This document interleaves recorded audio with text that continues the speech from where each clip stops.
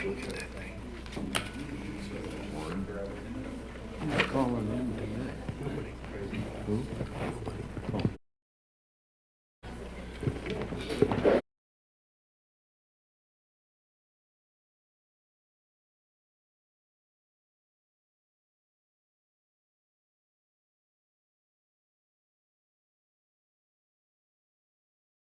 I mean, cracks. Yeah. We've been fighting a civil war for 20 years, and then they won't even fight back. It's the same. They just wait him out, that's all. Yeah, yeah. Kind of like the Vietnamese. Oh, well.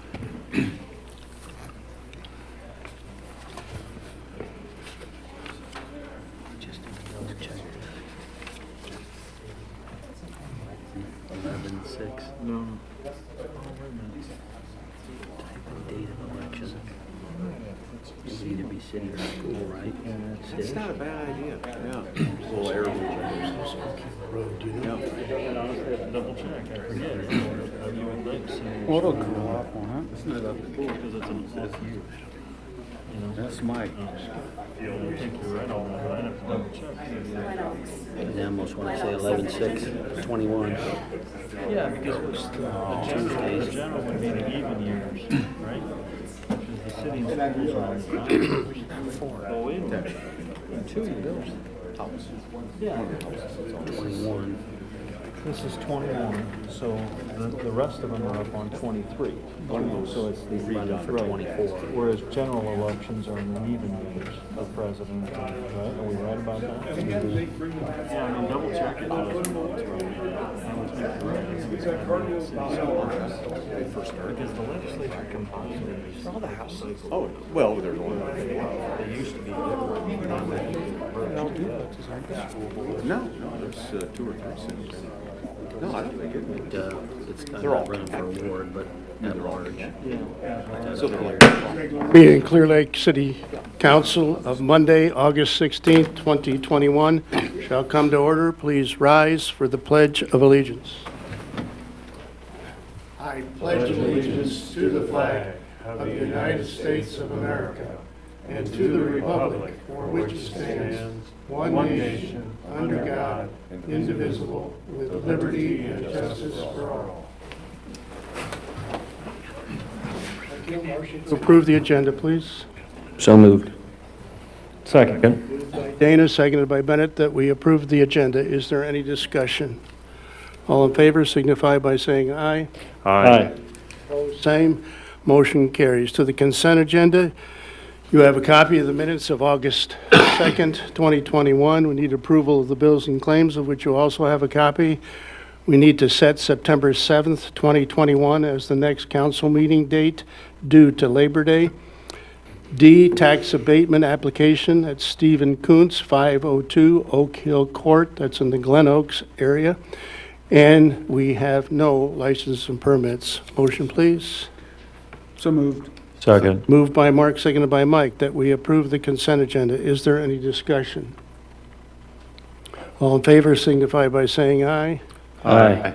Opposed, same. Motion carries. To number 4, now is the time and place for any citizen in the audience who wishes to address the council on any issue or concern that is not on the agenda. Please approach the podium, state your name first and last, and give your address so the clerk can properly enter it in the minutes.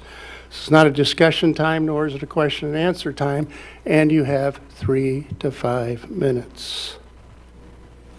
Not appearing, we'll move on to unfinished business, of which we have none. We'll move to 6, new business, 6A, 2021, storm sewer and water main improvement project. Intro, Mr. Flory. Welcome, Scott. Thank you, Mayor. Council will just walk through the items here in the packet with you and then give some introductory remarks. The first purple sheet in your packet is resolution setting the date for a public hearing on the proposed plan specifications, form of contract, estimate of cost, ordering bids, setting a date for the receiving of bids, and directing the publication of the public hearing notice and the bid letting, all for the 2021 storm sewer and water main improvement project. On the back side of that purple sheet is a schedule that we penned out, just identifying what some of the key milestone dates for the project are. Just maybe go over a few of those. So this evening, we're setting the date for the public hearing on the plans and specs, form of contract and estimate of cost, and setting the bid letting date. Then the next milestone I would reference you to is number 5, the bid letting. So this will set the date for the bid letting, September 15th at 11 a.m. here in the City Hall conference room.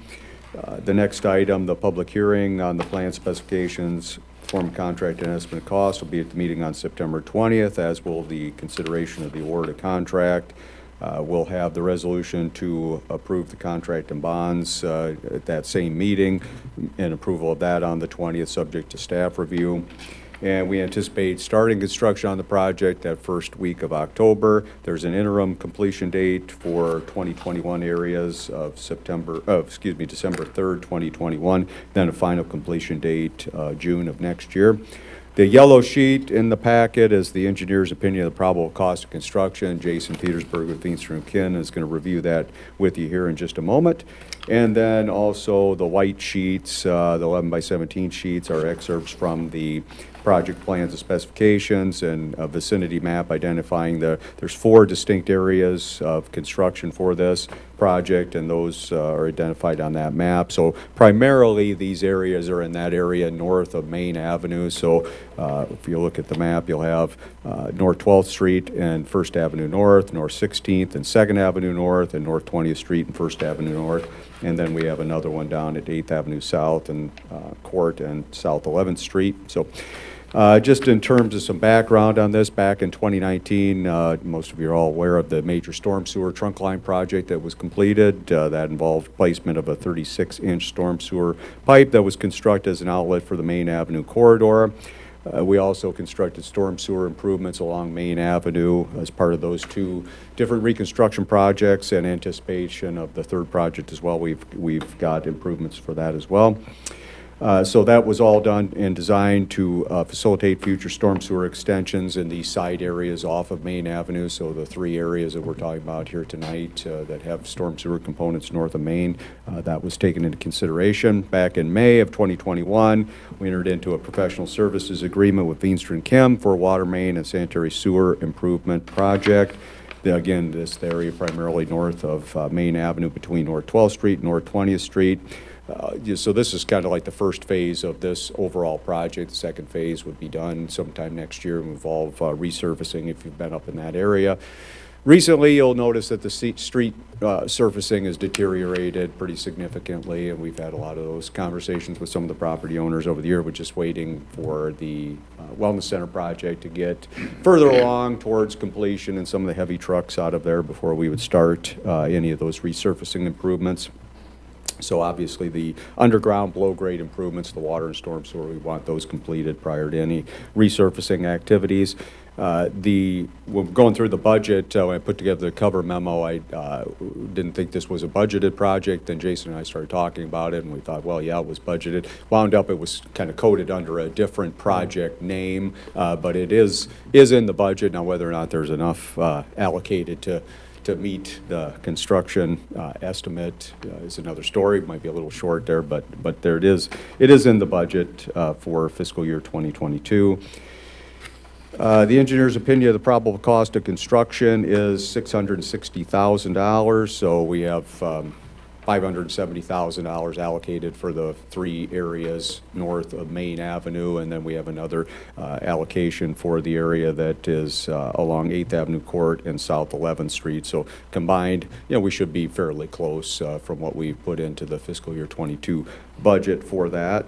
Again, the estimate is $660,000. As I mentioned, the bid letting would be held September 15th, 11 a.m. here in the council chambers at City Hall, then again followed by the public hearing on the plans and specifications at the September 20th council meeting. Do anticipate that we'll publish the notice of the hearing in the newspaper on September 8th.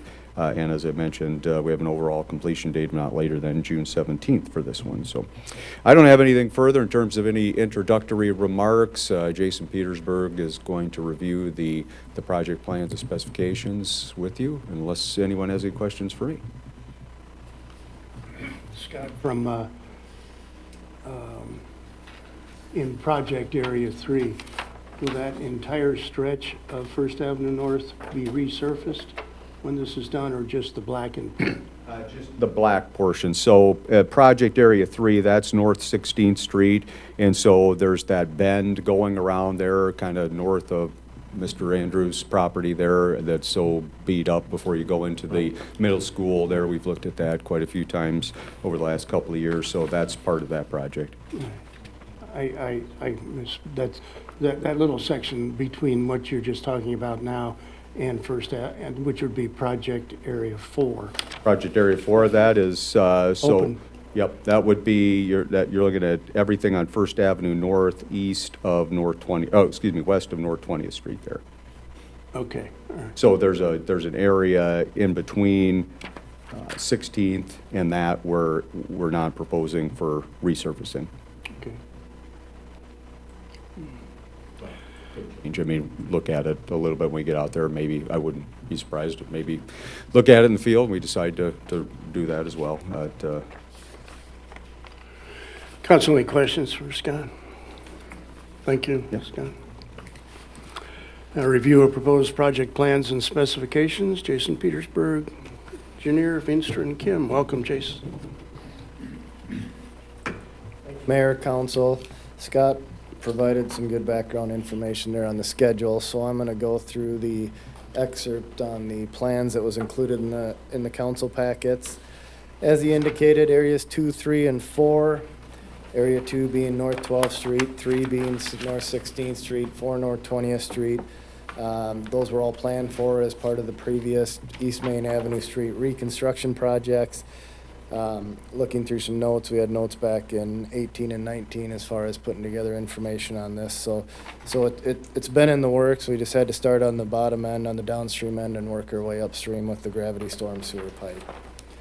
Moving on to area number 1, site plan. This is South 11th Street and 8th Avenue Court South. There's an existing 4-inch water main in there. There's been several water main breaks in recent years. That's why the water department had budgeted for the replace of this water main. The plan is to install a new 8-inch water main and replace the services as needed in there as well to connect those to the new water main.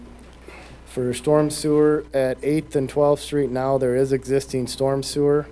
The intakes are shallow brick intakes in poor condition, and the piping itself is more of an old drain tile than storm sewer itself. So the project includes new storm sewer precast intakes extended from the manhole to the south up to the intersection of 8th and 12th, and then we're going to extend it west there over to the intersection of 11th and 8th Court as well. The areas in gray, that's the surface restoration of the street patching that's proposed as part of this project. It's being designed in a way that essentially we're reducing some of the work that will be required on the future street resurfacing project rather than just replacing a narrow trench and then having to remove it during the street resurfacing project to regrade the intersections. We're doing the work now and doing it the correct way. Completion date for this area down here was one that we allowed to extend into next year. We were looking at June 17th to 22 if the contractor elected to not do them all this year. And the estimated construction cost on this area was just right around $225,000. Moving on, area number 2. No water main on North 12th Street, 1st Avenue North is being proposed as part of this project. Similar to the other area, the existing storm sewers drain tile is in poor condition. Likewise, the intakes are undersized brick and shallow and in poor condition. There is a pretty good sized drainage area here that's served by this storm sewer system. It's just over 6 acres of fully developed ground. We are proposing a 24-inch storm sewer up North 12th Street to 1st Avenue North to collect the water from that intersection. The new pipe that's going in is relatively flat, which is the reason why we had to upsize to the 24-inch line. New intakes, and then the intersections will be paved similar to the other streets, so it's set up for a future street resurfacing project. On North 12th Street, we are installing the new storm sewer underneath the curb and gutter section. On most of these, we're putting the storm sewer behind the curb to the best extent possible. but due to the condition of the curb needing to be repaired anyways and utilities behind the curb, we decided to put it underneath the curb and gutter section there. This one area as well, we were looking at a completion date of June 17th of 22, and the estimated construction cost here is $139,000. If any of you have driven the intersection of North 12th Street and First Avenue North, the pavement is in terrible condition, which is primarily due to the drainage problems in that area. Area number 3 is North 16th Street up to 2nd Avenue North. From First Avenue to Main Avenue, there is an existing 4-inch water main in there. However, due to the proximity of the school, there is going to be an 8-inch water main installed for that one block, which will connect to an 8-inch water main that goes north as well as to the east along First Avenue to provide improved fire flows for the school area. There is no storm sewer in this area right now. The school parking lot there on the north side of 2nd Avenue does produce quite a bit of storm water, so the intent is to collect that storm water further upstream before it gets all the way to Main Avenue and continues its way on east. Also in this area, we do plan to include replacement of 3 fire hydrants. There are 3 of the older 4-inch fire hydrants in the area around the school, one at the intersection of North 16th Street, 2nd Avenue North, and then 2 along First Avenue North. They're connected to 8-inch water mains, but they're on 4-inch leads, and they're the smaller 2-way hydrants. City staff has purchased the fire hydrants, the valves, the piping that's needed. However, the installation itself is going to be included in this project. Moving on, area number 4. No water main on North 20th Street or First Avenue North is proposed as part of this project. There is no existing storm sewer. There's a pretty big drainage area that comes from the school on the north side of First Avenue and down on First Avenue, down 20th Street to Main Avenue. So we're proposing to extend an 18-inch storm sewer north along 20th Street to First Avenue and then extend west along First Avenue behind the curb to install a pair of intakes to pick up the water in the street at that point. Total cost, all 4 areas put together, we're right at $660,000 is our estimate. Schedule, we are requiring 2 of the 4 segments to be completed this year, or all of them if the contractor schedule allows. Material availability is a bit of a concern, primarily just the storm sewer intakes. There's one shape of storm sewer intakes that the precast manufacturers are behind on. I believe it's due to a limited number of forms or molds, so we've tried to not use that to the best extent possible, but we still had to use some of those styles of storm sewer intakes. Also, we did look at allowing polypropylene storm sewer pipe in addition to reinforced concrete. This is a good project for it, with the majority of the piping being behind the curb, and we'll likely allow it in the specs, but I don't see it being used on the project because of availability. It's months out right now. Bid date, we're looking at September 15th. Notice to proceed around the 4th of October. We're here tonight requesting council approval of the resolution setting the dates for the hearing and bid letting. Questions? Council, any questions for Jason? Yeah, I've got a couple. As I study these manifests here, it appears that there's several new upgraded storm sewers that are going to tie into what has recently been put in Main Avenue. Is that correct? Correct. Starting with the storm sewer. 12th Street. 12th Street we And just 20th. did. 16th, 20th was with the previous phase of East Main, correct? Right. So, and if I recall, the 14th Street down to 12th, that was already done, even though the rest of the project will be delayed till next year. Correct. 14th to 12th, part of that was done with the trunk line project in 2019, and then we added the intersection of 12th Street to the East Right. Main project. And that's what this new And that allows us to do. First Avenue North to 12th Street will tie into. Correct. Okay, and then on the other end, the 20th Street, yeah. Yep. Okay, just trying to get it straight in the block up here. Any other questions for Jason? Thank you. Jason. Therefore, entertain a motion to approve Resolution 2134, that's with regard to the 2021 Storm Sewer and Water Main Improvement Project. And the resolution states, a resolution setting the date for a hearing, which shall be September 20th, and that's for plans, specs, award of contract, that's on September 20th, and the bid letting, which will be September 15th at 11 a.m. here in the City Hall, Council Chambers, on the 2021 Storm Sewer and Water Main Improvement Project. Motion, please. So moved. Second. Moved by Gary, seconded by Mike, that we approve Resolution 2134.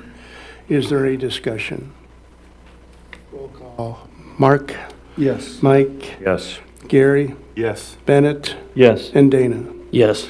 Motion carries 5-0. Resolution 2134 is duly adopted. 6B, Mechanic Equipment Operator Position Job Description. Intro, Mr. Flory. Thank you, Mayor, Council. The pink sheet in your packet reference this item. It's an updated job description. Actually, it's a new classification for us. Obviously, we have a city mechanic and public works equipment operator, so this is kind of a hybrid of those two positions. So when the previous public works director retired, the operations and maintenance superintendent, Jeremy Kornberg, was placed in that role on an interim basis, and since then, we've promoted Jeremy to the public works director position, and he and I have talked about the needs for the department, and I know he's had conversations with his staff out there, and we came to the conclusion that probably the most urgent need within the department would be not to fill the operations and maintenance superintendent position, but rather to position ourselves better in terms of a mechanic, public works operator position. So that's basically what this position is. Again, the mechanic we have isn't going anywhere, but this would be another person to supplement his duties and responsibilities, as well as be able to do public works operator work as well. So I don't have anything further in terms of any introductory background, and if Jeremy wants to go over the job description, he can certainly go over that, but I'd be happy to entertain any questions. We're looking after your consideration this evening, if it's approved, we'll start advertising it. So tentatively, we're kind of penciling out a timeline of having resumes, job applications in by mid-September, and do the interviews, and hopefully have someone on board before November 1st. Council, any questions for Scott? Thank you, Scott. Review, Jeremy Kornberg, Public Works Director. Welcome, Jeremy. Thank you, Mayor, Council. Like Scott had already mentioned, we kind of discussed this, and as a department, having somebody come on as a kind of a hybrid mechanic / operator would probably best fit us right now. Our current mechanic, he has not only the public works equipment, but he also maintains and services fire equipment, police department, parks, etc. So obviously this would be a hybrid situation where he is going to work as a mechanic. Probably, I don't know if it's going to be a 50-50. It'll just kind of depend on how much needs to get done in the shop versus what needs to be done out in the field. He would be an individual that participates in all our on-call duties, our snow removal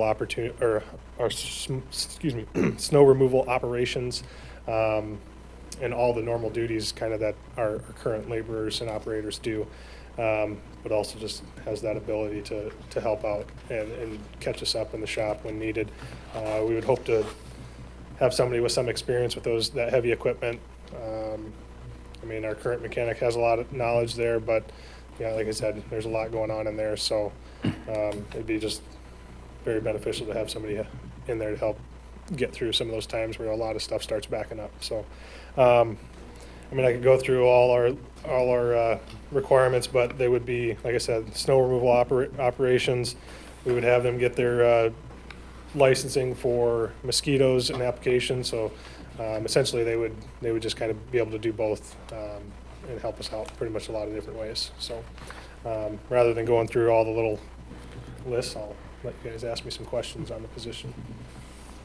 I think from my observation, being out there occasionally, there is a real need for this type of person, especially with all the new electronics that have come along, that it's not just mechanization of things that you need to be working on, but it's the electronics that goes with it as well. Yeah, definitely. I mean, any new piece of equipment's going to have more computers in it. I mean, there's obviously, no matter who we have as a mechanic, there's going to be a point where they're not going to be able to get something fixed on some of this big equipment that we're buying. But, you know, just being able to have the ability to get to that point, you know, fix as much as we can. So. Anything else, Council? Thanks, Jeremy. Therefore, entertain a motion to approve the position description for a mechanic/equipment operator. So moved. Second. Moved by Dana, seconded by Mark, that we approve this position description. Is there any discussion? All in favor signify by saying aye. Aye. Opposed, same. Motion carries. Thank you. C, purchase of security camera system for Clear Lake Athletic and Wellness Center. Review Adam Long, Executive Director. Welcome, Adam. Thank you, Mayor, Council. So we went with electronic engineering on this project. From my understanding, we have a really good relationship with them, utilizing them with the city, the school. I believe the police department and public works use them in the vehicles as well.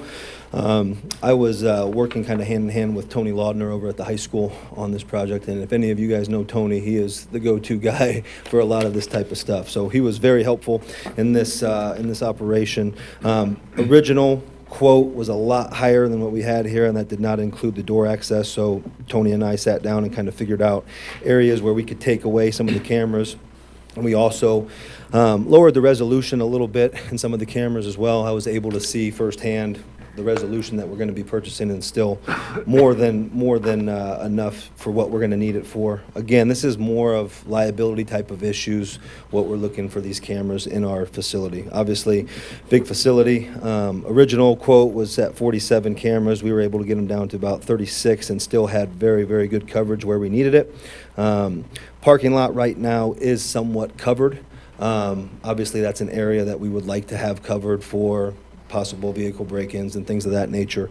Right now, we're going to kind of see where we're at coverage-wise as everything kind of gets resolved, and then might have to add one or two down the road, cameras that are already going to be set for that in the parking lot. But right now, what we're looking at with the cameras and the door access is going to be $75,978.45. So any questions for Adam? One that occurs to me, are these the cameras for the whole structure? Absolutely, yeah, placed in different areas in the Okay, facility, interior and exterior. I mean, is the school budget covering any of this? No. Well, I guess the reason I bring that up, the original agreement, and I didn't have anything to do with writing it up or putting the details in it, but the school was building it. It was going to be their building, and we were going to be a partner, and we were going to fund a variety of the citizen structures and equipment that were necessary for non-school activities. And I mean, it Is just part of the capital building of it, so these are more in the furniture and fixture categories, which we're responsible for. okay. Well, anybody else see why I'm questioning this? It just seems like this is part of the building, and I'm sure the school has cameras all over the rest of their building and the grounds, and suddenly, well, anyway. Maybe I'm being a nitpicker here, but I'm trying to look out for the city here, and just thought it was a question worth bringing up. Yeah, they really fall into furniture, fixtures, those kinds of things, that go into it. Yeah, anything, like the money that we put in as part of the construction project was related for construction of things that the general public would have access to. But yeah, these are more your furniture, fixtures, these kinds of things. Okay. So the cameras are interior then, Interior, and there's a couple exterior on the doors as well. but. Yeah, Yes. all right. Any other comments, questions?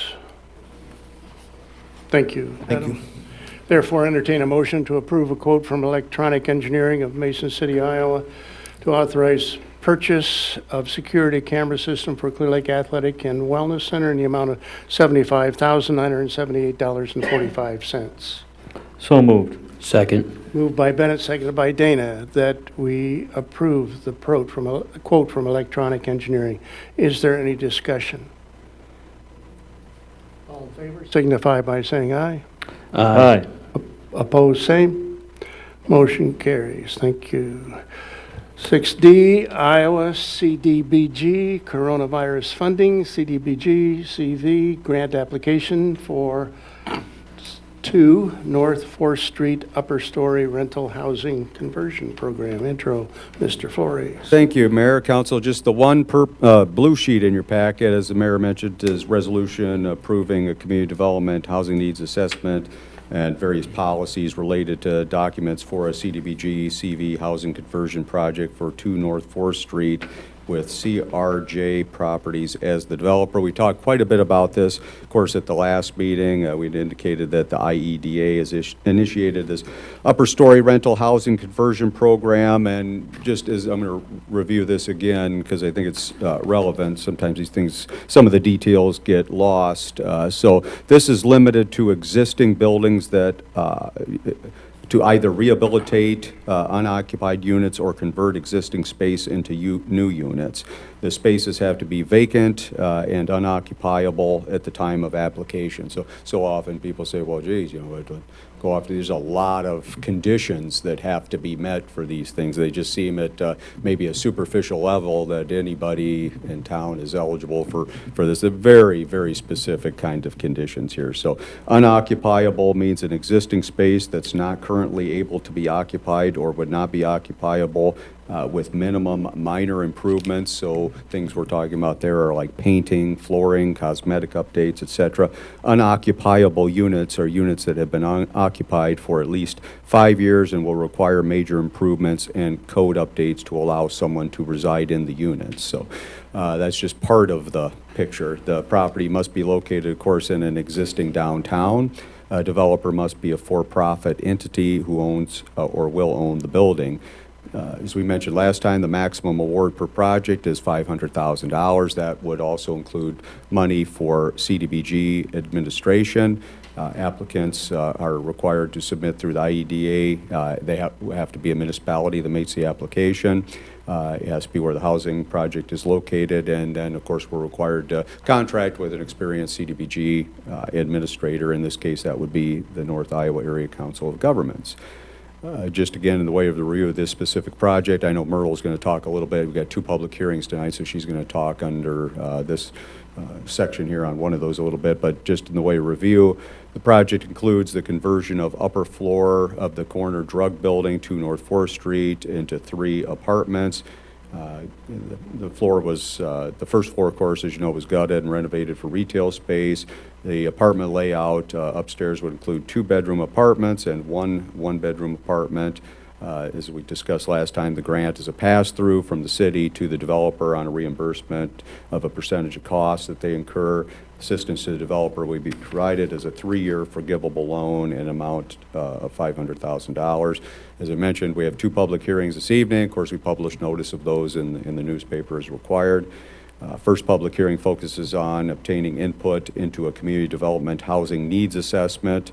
And then the second hearing focuses on input regarding the submission of the housing conversion grant application to the IEDA. So I don't have anything further on that. I think it's a pretty unique program. I know a couple of folks here in the community. I know Chad and Stacy are both going to speak on this, but I think both of them did a nice job working with Mr. and Mrs. Wood to identify this program, and the folks at NIACOG, I think, have done a really nice job putting the application together. So as we talked last time, it's kind of on a first-come, first-served basis. So definitely something that I think is needed for the community. The building, as you well know, sat empty for more than 4 years. And we know what it looks like empty, and we know what it looks like occupied. And I know some people close to me that went into the retail store this weekend and had a nice, very nice experience. So it's nice to see right now 2 businesses on that main floor. It'd be nice to see the 3rd business, and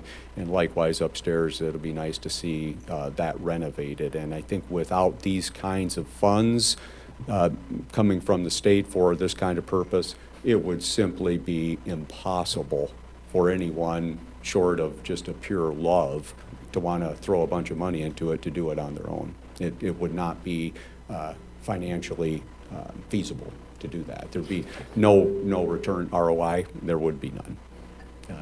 Nelson and I, Stacy, a few others that kind of walked through. I think Chad walked through the upstairs. It needs a lot of work, and I'm not sure the 500. It's a good start. That's all I've got prior to the public hearing, unless anyone has any questions for me. Council, any questions for Scott?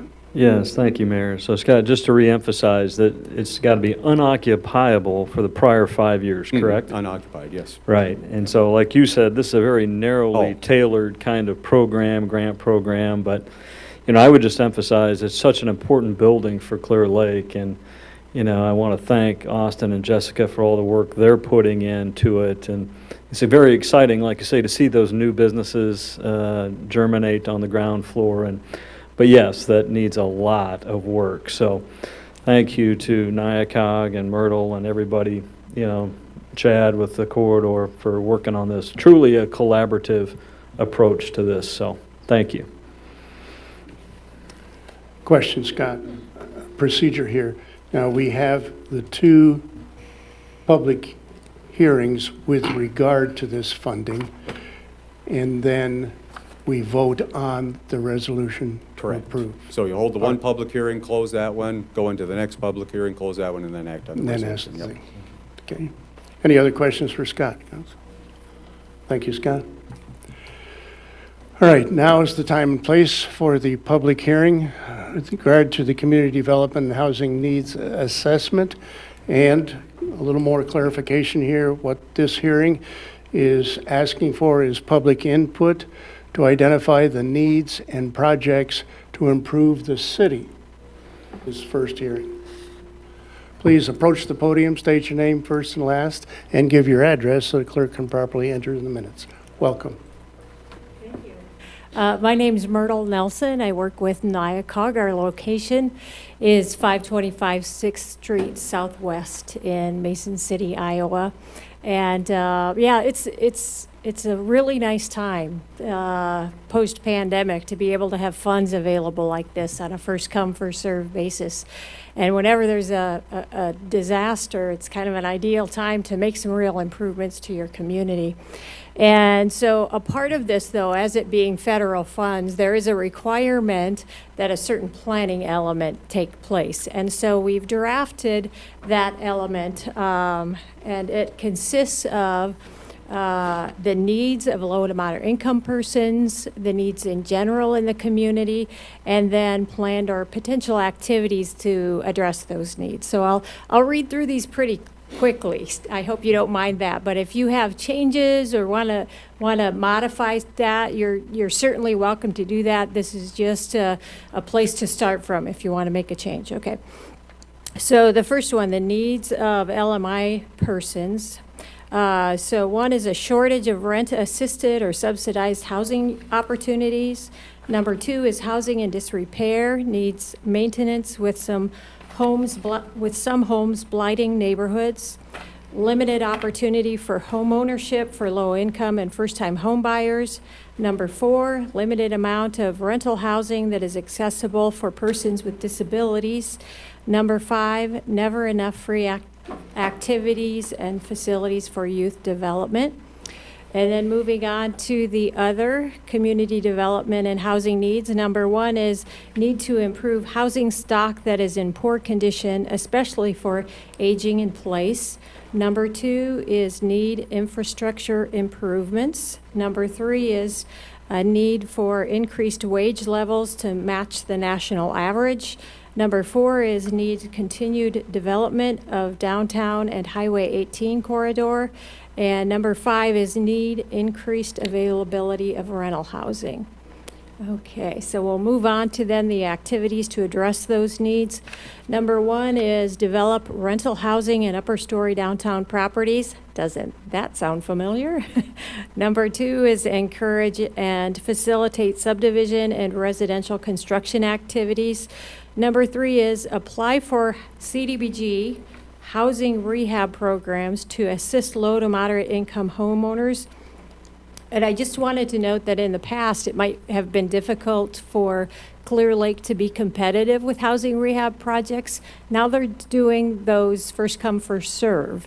And there isn't an income survey involved. The people who participate are income verified to make sure that their incomes are low enough. But just so you know, those funds are available to Clear Lake now.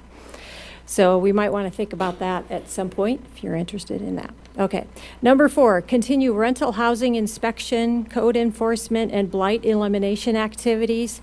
Number 5, continue street paving and sanitary and storm sewer upgrades, replacements, and extensions. Number 6, park and recreational trail development and recreation activities for youth and adults. Number 7, encourage economic growth through direct and indirect investment. And last but not least, number 8, continue downtown Highway 18 corridor and North and South Shore Drive revitalization. So, has comments, or if the public, it's intended to have the public allow them to comment as well. We thank you, Myrtle. Thank you. I have a comment. Sure. Or a question. You mentioned this is all upper story for housing. The grant is upper story. This plan is tended to be more inclusive than that, to look at the community as a whole. I guess my question is, if federal money's involved in this, what about the disability people getting to that place upstairs? How's that going to be handled? Unlike most of the money that comes from CDBG, ADA compliance in our downtown areas is unfortunately not a feasible option, given a couple of things. One is the design of the downtown buildings and the difficulty in space that would be consumed in a building by an elevator shaft. The other one is that elevators are extremely expensive and would probably, I don't know that, it wouldn't double the cost of the project, but it would be in that neighborhood. So just from a financial perspective, it's not feasible. It doesn't matter. I'm saying this isn't the project to probably do that on. However, we do at NIACOG have a program that addresses accessibility projects, and that's available to people in the community. Our highest priorities for service with that program is the elderly and the disabled. So I would encourage people to just, if you have those needs for accessibility, either in widening doorways and getting ramps to make the house accessible, we would really encourage you to call our office because we have funding for that kind of project. It is available to people of a certain income level. You do have to have income for that project actually below, depending on what funding source we use, either 50% of median income or 60%. So it is a limited income. This program that we're working on here and talking about today is an 80% limit. Thank you. You bet. Anyone else wish to address the council on hearing number 1? Not appearing, I'll entertain a motion to close the first public hearing. So moved. Second. Moved by Bennett, seconded by Mark, that we close the Community Development Housing Needs Assessment public hearing. Is there any discussion? All in favor signify by saying aye. Aye. Opposed, same. Motion carries. And now, I'll open the public hearing number 2 on the project application, and this is asking for public information input regarding the submitting of the CDBG grant that Myrtle was talking about, and that's a housing conversion grant application to the Iowa Economic Development Association for the development of apartments in an upper story of a downtown building. That's the specifics behind it all. And this is in particular at the location of number 2 North 4th Street. Welcome, Myrtle. Thanks again. Okay, so for this one, we have a very prescribed list of items that are to be covered for the general knowledge of the public relative to the grant and what the funds will be used for. Again, this is federal money, so we got to have some red tape involved. And actually, though, you know, it's good to have the public informed. You'll find most of this has already been said, but nonetheless, during public hearing, this needs to be read. So I apologize, it'll take me a minute, but I'll go quickly. Again, interrupt me if you have comments. Okay, the first one, A, is how the need for the activities was identified. The need for creation of new rental housing was identified in previous research and study of Clear Lake's housing climate. B, how the proposed activities will be funded and the source of funds. The activities will be funded by a federally funded program called the Community Development Block Grant. And then there's a dash and then COVID. The Iowa Economic Development Authority coordinates these funds for the state of Iowa and makes them available to cities through their housing conversion program. The developer owner is also funding the project. The date the CDBG application will be submitted is, the application will be submitted on or before August 24th is our goal. D, the requested amount of federal funds is $500,000. E, the estimated portion of federal funds that will benefit low and moderate income persons. At least 2 of the 3 apartments will be rented to households with low to moderate income.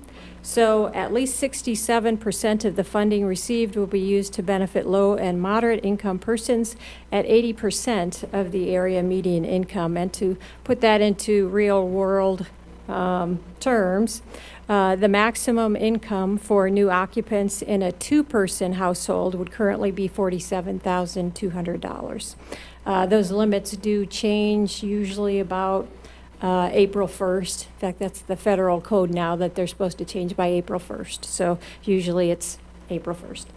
And then the next one, letter F, where the proposed activities will be conducted. Proposed activities will be conducted on the 2nd floor of 2 North 4th Street in Clear Lake, Iowa. The building is located on the corner of North Main Avenue and South 4th Street, adjacent to the Lake Theater and Opera House. G, plans to minimize displacement of persons and businesses resulting of funded activities. This space is currently unoccupied, so no persons will be temporarily displaced as a result of this program. H, plans to assist persons actually displaced. This space is currently unoccupied, so no persons will be permanently displaced as a result of this program. And then last but not least, letter I, the nature of the proposed activities. The proposed activities will include development of 3 apartments on the 2nd floor of the downtown Common Wall building located at 2 North 4th Street in Clear Lake, Iowa, locally known as Corner Drug. The development will consist of 2 two-bedroom apartments and 1 one-bedroom apartment. And that is the list of things that we are prescribed to cover during the hearing. Council, any questions for Myrtle on this particular hearing? In other words, these will be private residencies, not public. Much like any landlord who owns property and rents it, very much the same. Right. Right. Thank you. Anyone else in the audience wish to address the council? Welcome, Chad. Chad Truck, North Iowa Corridor. I've had the pleasure of working with the Woods over the last several months, and I think it's just really imperative for us to recognize how fortunate we are to have a great family like them interested in investing in a property like this. As was noted, it's a key part of our downtown, our main street. It was really unfortunate to be empty as long as it was, and for them to really succeed where the rest of us had failed, frankly. We weren't able to get through to the ownership and get that into new hands, and they got it done. And it wasn't easy, but they persisted and got through all of that. Now they've already made incredible investment in the main floor, and now we see some awesome opportunities on the upper level housing. It's something that was identified as a core need for us in Vision North Iowa and ongoing. We know that rental housing and just housing in general is a huge priority for us in our businesses. So really excited to see what they're doing with this. We know they're going to do it right. They're going to make it a real appealing place to live for people downtown, and make it a real, continue again to make it a vibrant place to be. And I think it's a real testimony to what we have here, another way to keep things special in downtown Clear Lake. So really appreciate their efforts, appreciate the city working with them on this next step. And as Scott noted, the financials of making a property like this and renovating it and getting up to modern standards are not cheap, not easy. And this is one way to actually make the ROIs pan out. So appreciate your guys' efforts on this and everything that the Woods are doing. Thanks.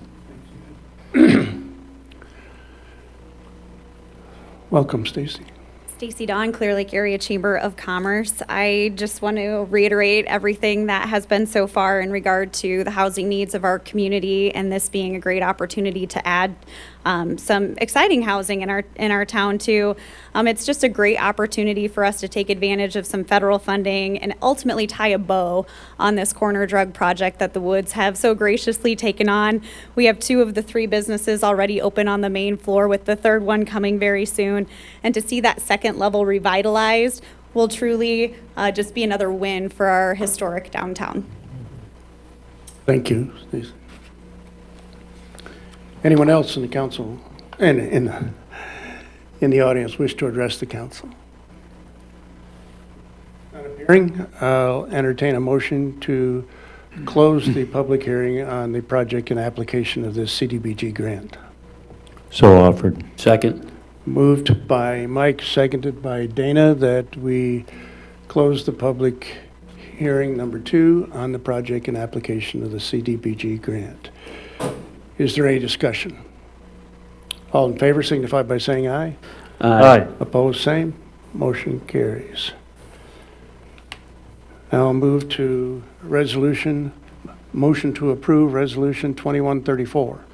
And this is a resolution approving application, community development and housing needs assessment, duplication of benefits policy, and related documents for a CDBG CV housing conversion project for number 2 North 4th Street with CRJ Properties, LLC, as the developers. Motion, please. So moved. Second. Moved by Dennis, seconded by Mark, that we approve Resolution 2134. Is there any discussion? Roll call, Mike. Yes. Gary. Yes. Bennett. Yes. Dana. Yes. And Mark. Yes. Motion carries 5-0, and Resolution 2134 is duly adopted. Thank you all for this participation. 6E, purchase of furniture and fixtures for Clear Lake Athletics and Wellness Center review. Adam, welcome again. I'll get through this quickly, guys. Again, worked with a company that we've utilized here in the city quite a few times and had really good luck with it, good service.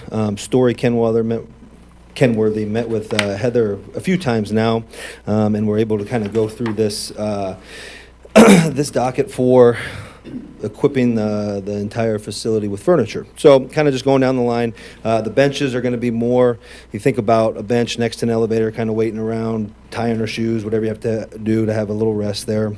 Kids zone area, that's going to be a lot of tables, chairs, cubbies for toys and things of that nature in the child watch area. We have the lobby and the cafe area. And again, what we're really trying to do with this area is trying to make it as comfortable as possible to be an area that, people don't want to just sit down for a second and wait for somebody to leave. They want to kind of hang out there and make that more of a lounge type of area next to the lobby and the cafe. Again, a lot of these pieces are going to be right in front of that indoor playground. Office area, again, pretty standard stuff there, cabinets, storage, desks, chairs, things of that nature. Same thing with reception. The studio rooms, so again, with those multi-purpose rooms like we've talked about quite a few times, we're going to be able to utilize those rooms for a lot of different meetings, a lot of different types of not just exercise classes. So we really wanted to make sure that we were going to be able to equip tables and chairs for that, and then also for the field house, if we have Parks and Rec sports in the field house, got to have tables and chairs for the scorekeepers and things of that nature. So we had to get some tables and carts and chairs for that. And in the women's locker room are going to be some benches to put in front of the vanity in the women's locker room. One area, if you look at, we're going to be able to probably save about $6,000 on the bottom there for the installation. I talked with Heather this morning. I think we're going to probably go ahead and go with the city to install that. I think we'll have some time in the winter for our guys to be able to receive that and then go ahead and install that at our facility. But you can kind of see what the grand total is. But again, I think we're going to knock that $6,000 off of there. So that's kind of the total that we're looking at for the facility. And then you can see some of the pictures there. The office furniture, the kid zone down there in the bottom right corner. Again, remember with that kid zone, we were thinking about putting a playground piece in there. I think this is going to be a lot better of an option and make it more of, just having crayons, toys, and things of that nature. And then you can see the multi-purpose tables and chairs with the carts and the tree for the chairs. And then there's kind of the lounge area. We kind of went over the colors. Again, colors are going to be kind of going in line with the school colors. Talked a little bit about branding and things like that. We're going to kind of go along with the school colors. Not exactly, obviously, but want to make sure everybody knows that we're all together. So does anybody have any questions on any of the furniture labeled out by Story Kenworthy? Got so many questions for Adam. In doing a little checking myself, Story Kenworth office equipment is very economical. Good. Thank you, Adam. Thank you. Therefore, entertain a motion to approve a quote from Story Kenworth and authorize the purchase of furniture and fixtures for the Clear Lake Athletics and Wellness Center in the amount of $80,616.09. Motion, please. So offered. Second. Moved by Mike, seconded by Bennett, that we approve the quote from Story Kenworth of the furniture and fixtures for Athletic and Wellness Center. Any discussion? Favor signify by saying aye. Aye. Opposed, same. Motion carries. Thank you. Chief, report.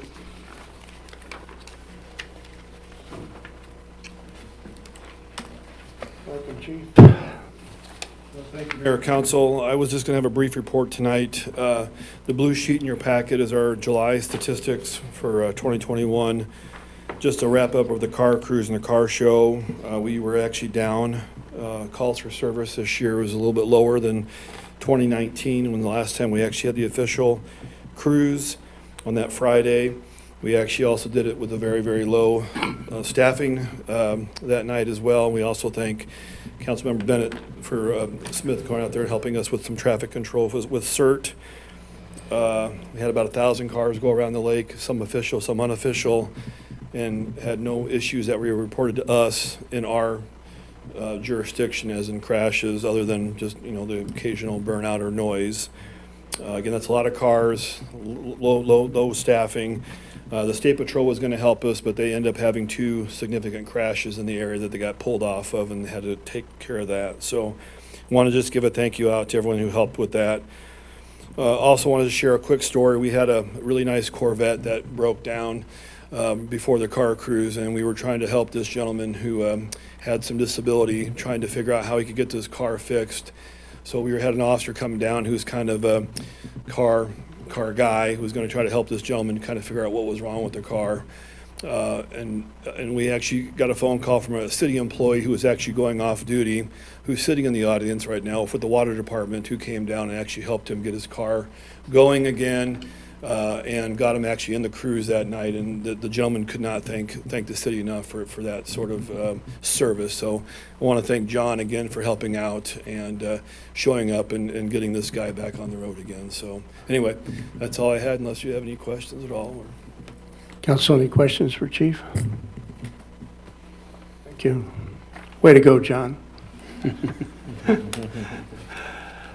Public Work Director's report. Jeremy.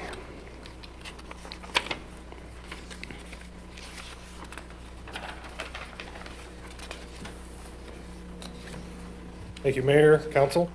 Just a few things. First on the list there says Fieldstone addition, storm sewer repairs.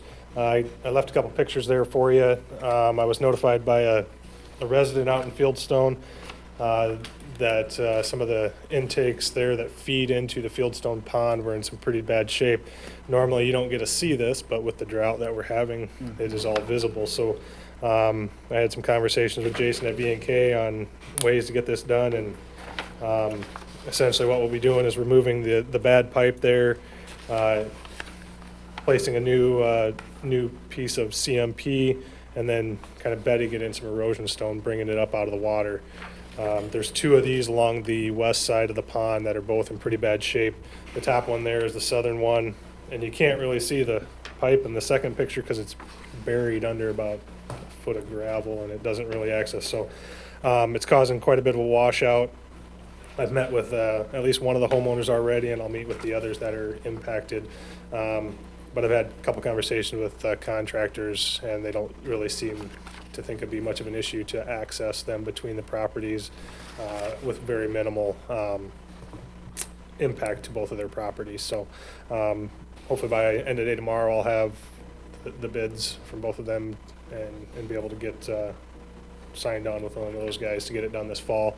Obviously with the water levels, it's pretty prudent to get it done this fall before we have any changes. So with that, if you have any questions on that, before I move on to the next item. Okay, the next item, I also have a picture there that kind of outlines some of this Pine Tree Park sidewalk improvements. We met with Scott and the park's interim Jim Jackson about doing some improvements there. We'll essentially be adding a 5-foot ADA sidewalk from South 3rd Street to the shelter. I took some elevation shots. The only way we're going to be able to get our grade is going to go towards the volleyball courts and then out to the road. It's tight, but we'll be able to make it. And then as part of this, we will redo the concrete around the shelter. We'll actually widen out that basketball court a little bit and then bring up the elevation of the concrete so that there's no longer, if you've been to Pine Tree Park, there's like a 4 or 5 inch step into that structure. So we'll be removing that as part of this. So if it will be wheelchair accessible when we are done. And then the other part of this project is we're going to be replacing the gutters, or we'll have somebody replace the gutters, and then those roof drains that are on the north side, we're going to put a 6-inch drain tile there and run it out to South Shore where we have a storm sewer, so we won't have that water running across the concrete that we're reinstalling on the north side. And that will be kind of phase 1. We've talked some other improvements there, but that's where we'll be starting anyways right now. So any questions on that? These are much needed improvements, my opinion, in that this park is used a lot by larger groups as well. Definitely. Yeah, as Jeremy mentioned, we are planning some other improvements, like some grill upgrades. The grills that are there are kind of falling apart. So, working with Big Jim, we're identifying areas there to, the gutters, the basketball court enlargement, grills. I think it's going to be a real positive change out there. So, good deal. And then the last item there would be the 4th Avenue South street repair. There was the 2019 trunk line project that went across 4th Avenue South. Obviously, if you had driven it in the past year, it had sellowed quite a bit. As part of our repair process, McInnes brought in Heartland asphalt and milled that out, and then resurfaced it with 2 or 3 inches asphalt. 2 inches asphalt.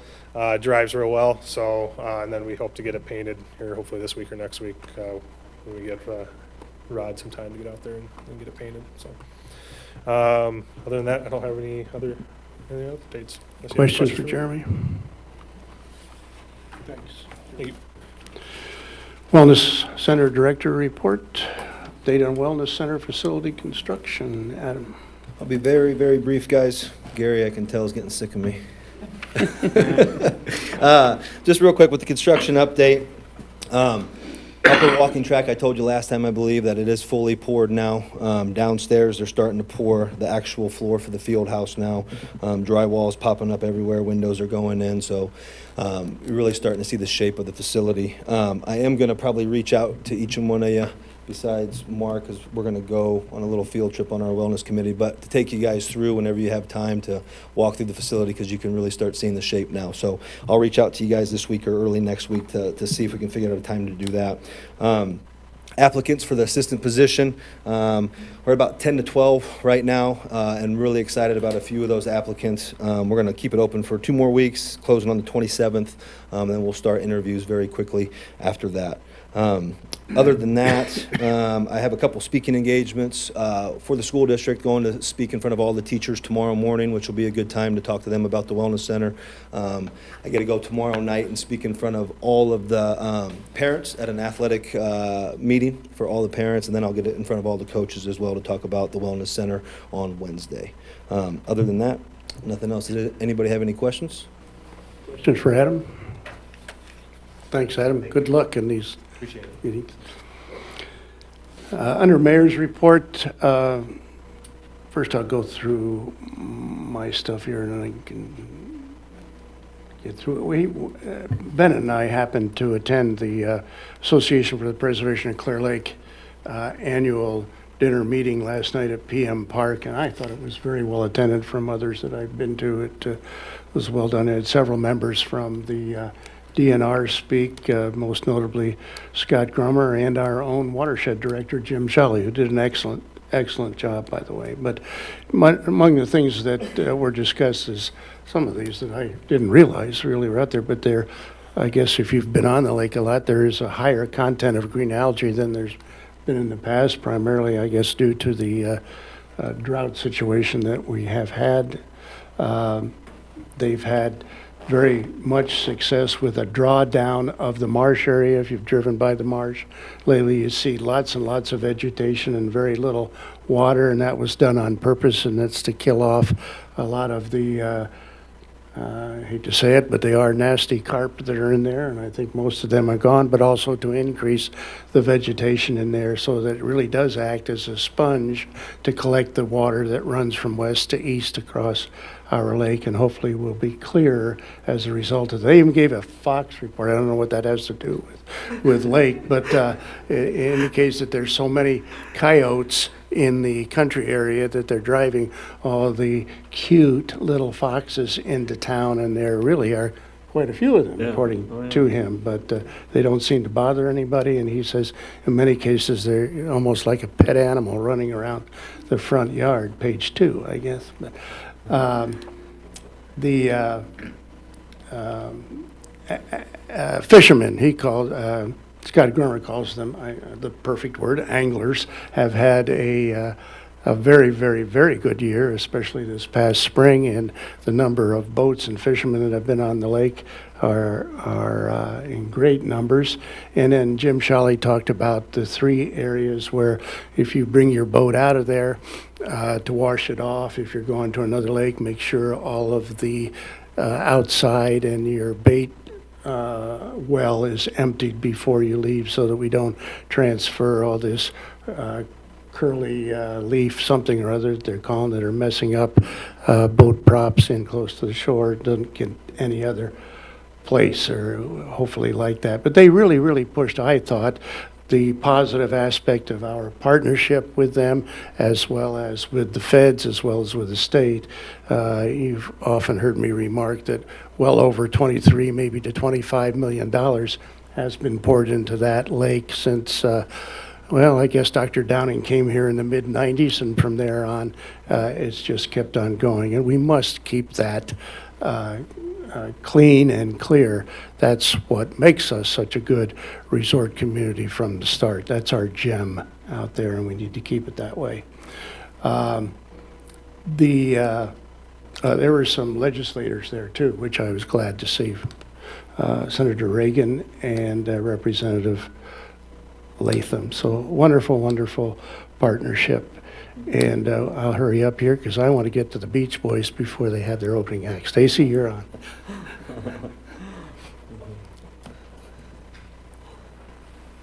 A book about the famous fox of Clear Lake. We have it at the chamber.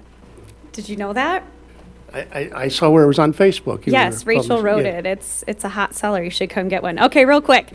Tomorrow's our Educators Appreciation Breakfast. This has become one of my favorite events that we do at the Chamber. We essentially have businesses from all over the community shower our teachers with appreciation and gifts on their first day back. So that's tomorrow morning. If you haven't seen, on the front page of the Mirror Reporter, there was a story about Renovo Media's TV pilot that they produced. They are doing a community showing on Wednesday at 6 o'clock at the Surf, and you're all invited. And then on Thursday, we have our final Thursdays on Main for the season. So summer has slipped away.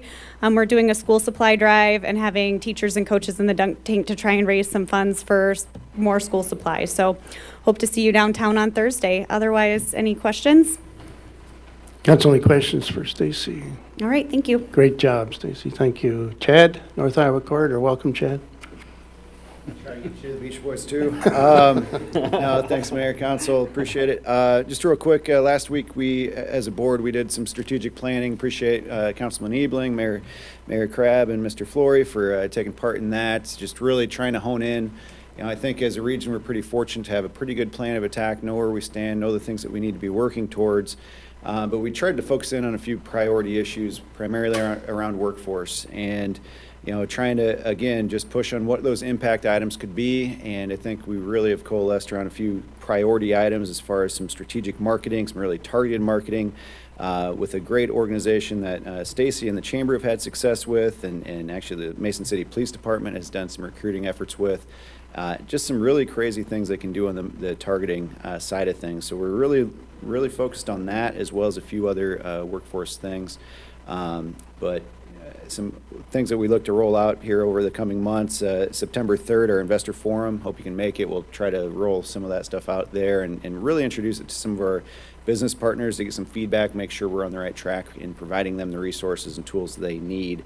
You know, if you saw the census update, as a county, we're down about 1,000 people again, and that's not sustainable. That's not what we want to see. So we need to continue to do what we can to attract people, to keep people. So many of the things that you guys have done here tonight and in other ways over the years have played a key role.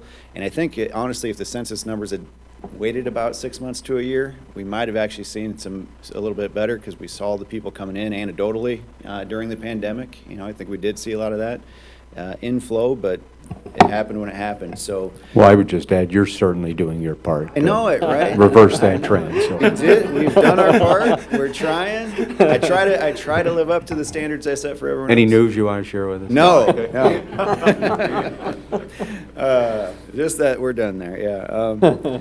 But no, everyone, you can do your part too. But no, we do. I mean, it is a concern for us though, and you know, I know I was sharing some numbers with Scott earlier. We have something like 2,200 job postings over the last month in the county, and about 1,000 people unemployed. You know, so you do the math, it doesn't add up very well, and that creates some challenges. And we actually had a prospect here recently. Their only question for me was, can you connect me with some HR people to talk about the job situation? None of them are going to want to talk to somebody else about that. But so that is just a testimony to where we're at. We need to continue to improve on that situation. Actually, I had an interesting call though. You step back every once in a while and look at how well things are going for us. the Marriott sales rep called just trying to look for some economic information and was asking about the recent expansions and things like that. And just as I was talking through them, I was like, wow, in the last year and a half, 2 years, 3 years, going back to McKesson, there has been a lot of growth in our county, in our region, in job numbers and in businesses expanding and in new projects. So we've really done great. We just need to, our only limiting factor, again, is making sure we have enough people to fill those jobs. So need to continue to work on that. And I think you guys know, obviously, the airport is working on a terminal expansion or a new terminal project, and we've had some really cool discussions with them also about maybe some development opportunities around that, either with the existing facilities or potentially with some of the development ground that they've got that could tie into airport use. So a lot of cool things in the works right now, but in general, the economy has done well. We are at about 4.7% unemployment rate, which is up a little bit. I'm not sure exactly why that is, but trying to figure out some of those reasons. But Questions for Chad? Thank you, Chad. Director of Finance report. Creighton, welcome.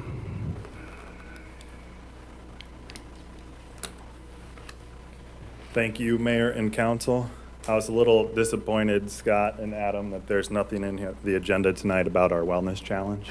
I'm starving. Hurry up. Adam, outside of everything else that he's doing, also put together a wellness challenge for City Hall, which was great for the department.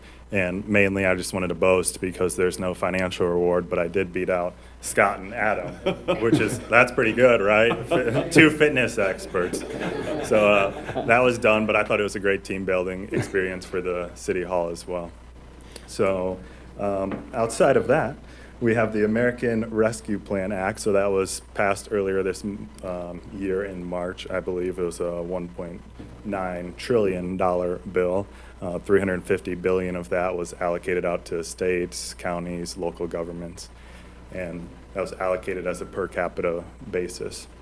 So our opportunity there was for an amount of 1.1 million, just over 1.1 million. So I turned in an application for that, a couple other tasks that we did as well, but we have now received the official determination of funding, and we're going to be getting our first 560,000 hopefully in our bank account this week. That money, we'll set it aside in a separate fund. We'll track everything that we purchase out of that money, and then we'll get the second round of it about a year from now. But some of the eligible purchases, and I feel like these continue to change on every conference call that I'm on and continue to develop, but a few of those include the COVID-19 response and mitigation, so that one is very broad as far as what you can do with those funds. Revenue replacement, so any monies that the city were not only budgeted to come in, but an amount higher than what we had experienced in prior years to come in, we can use those funds to replace revenue that didn't come in.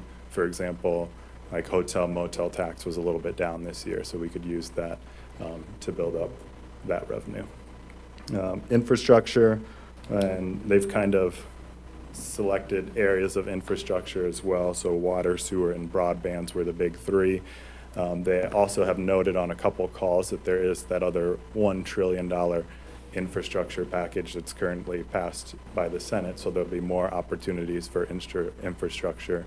Don't know what those look like, but those may be out there as well. And so those are kind of the bigger buckets. And I think we have until the end of 2024 to kind of devote all those monies to what we're spending. So I think it's important to not just look at this, but also take into account what we may or may not get from that infrastructure bill as we plan out what to spend that for. The second item there is an update. So we had a technology grant. Basically, there was extra funds from the CARES Act left over at the state level, and they decided at the state level that they were going to spend those in a way where they allocate $9,500 to each city, and then each city could go on a website, and they had predetermined mainly laptops and equipment that go with those laptops that you could go and purchase. So we got notification of that a few weeks ago, the last week of July, I think, and then the opening for the day to order was August 2nd. So on August 3rd, we put in our order. We wanted to make sure that we got the equipment secured that we wanted for the city. So we also reached out to our IT provider to make sure that the laptops that we were choosing were appropriate for our staff.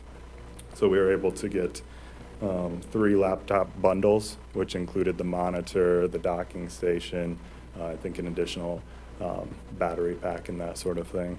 And then an additional laptop that was just the laptop. So 4 laptops overall. And then to get it really close to that $9,500 number, we also added on a webcam, which was one of the few cheaper items that was available. So spent the $94.65, so we got really close to the 95, hopefully as close as we could get. And we got some great equipment that our staff already could utilize today, but I think we'll be getting that sometime in November or December. It has to come before the end of this year. Good work. Great, thanks. City Administrators reports. Scott?